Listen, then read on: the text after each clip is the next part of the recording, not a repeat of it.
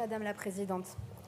Madame la Ministre, depuis 8 mois, la NUPES a fait voter par 2 fois le retour au tarif réglementé de vente de l'électricité par l'Assemblée nationale contre l'avis du gouvernement.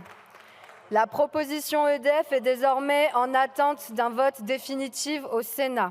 Si les sénateurs de droite qui l'ont déjà saboté une première fois n'assument pas les responsabilités, la NUPES la reprendra en 3e lecture. Nous irons jusqu'au bout pour le bien des Français.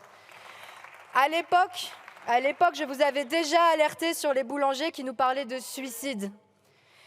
Vous m'aviez ri au nez. Pascal Autexier, boulanger à Marseille, s'est suicidé après une explosion de factures. Je vous avais parlé de Yacine, boulanger dans ma circonscription qui allait arrêter son activité. Vous m'aviez ri au nez. Sa boulangerie est désormais en vente.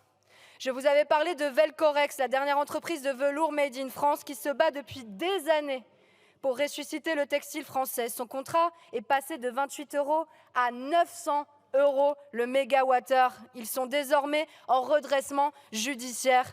Pour reprendre les propos de Madame la Ministre, c'est sûr qu'avec vous, l'industrie, c'est vraiment la magie.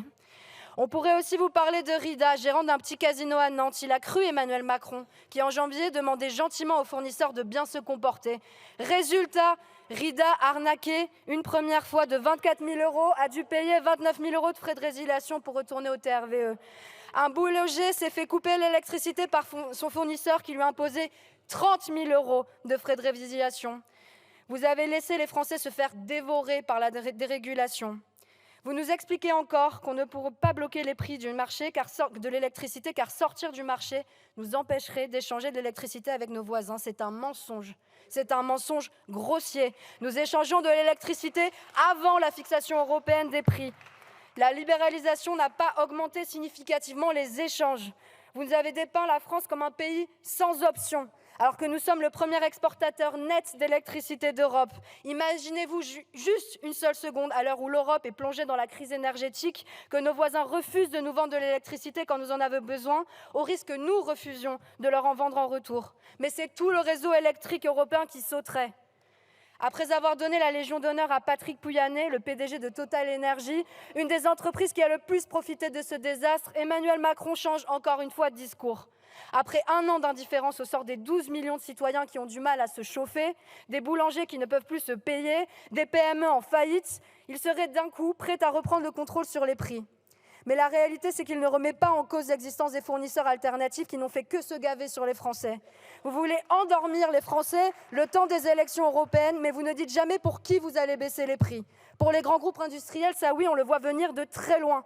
Alors que les Français crèvent de l'inflation, des multinationales osent venir négocier des prix en dessous du coût de production réel pour rester en France.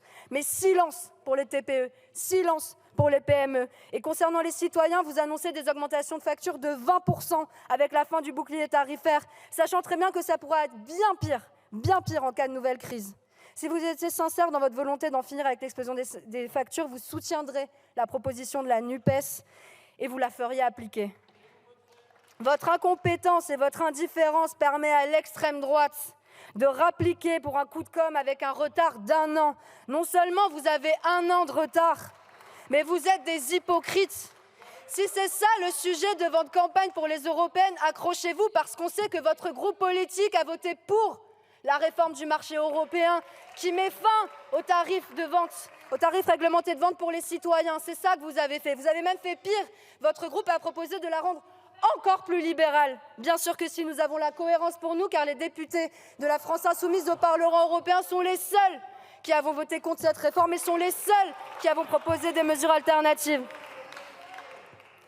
Vous étiez moins d'un quart en mai pour voter pour le retour des tarifs réglementés de vente de l'électricité. Vous aviez piscine quand on était là pour défendre les PME et les boulangers. Votre proposition est au mieux inutile puisque la proposition de loi de la NUPES a quasiment fini la navette parlementaire. Au pire, elle fera augmenter les factures des Français car en supprimant l'Arenh sans interdire aux fournisseurs alternatifs de fixer les prix qu'ils souhaitent, vous allez faire augmenter les factures. Votre proposition donne au gouvernement le pouvoir de fixer les prix, mais on sait qu'on ne peut pas leur faire confiance. Enfin, vous n'avez jamais dit à quel niveau de prix vous vouliez fixer le tarif. Nous voulons le fixer à 60 € le mégawattheure, c'est le coût du prix de production calculé par la CRE.